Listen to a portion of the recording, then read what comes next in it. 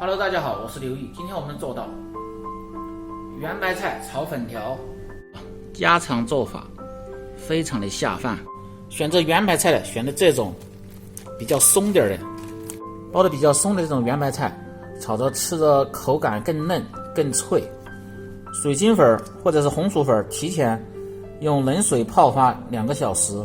首先把圆白菜1分为2，然后从中间切开，把芯儿和这个叶子稍微分开一下，这样，然后再来切成细丝儿。这样切的丝儿，它就是粗细都是均匀的。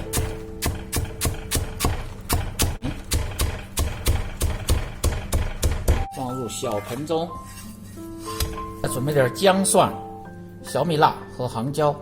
如果不喜欢吃辣的，这些小米辣和杭椒就不要放，你可以切点葱段，把小米辣和杭椒切成段儿，再剁点蒜米，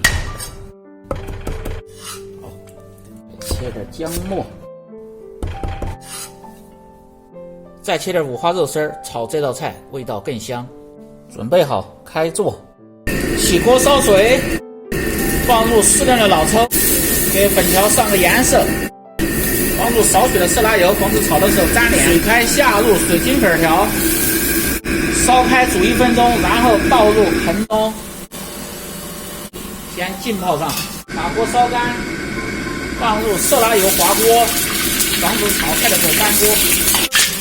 放入少许的油，油热下入五花肉丝儿，煸出香味儿，煸出油脂，肉丝炒香，下入姜蒜米，炒出香味，下入杭椒小米辣，炒出香味，下入圆白菜丝儿，翻炒，然后把粉条控水。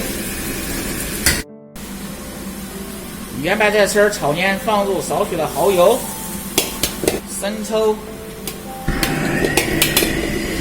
然后下入粉条，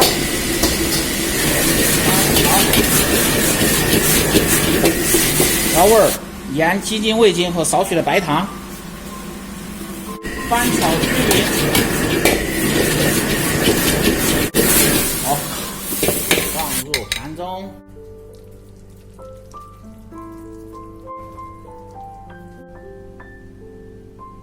如果你每天不知道吃什么做什么的，就关注我，美食每天更新。好了，今天的视频到这里了，我是刘毅，每天为大家分享简单好做有用的家常菜视频。如果有做得不好的地方，请评论指正，感谢大家的支持。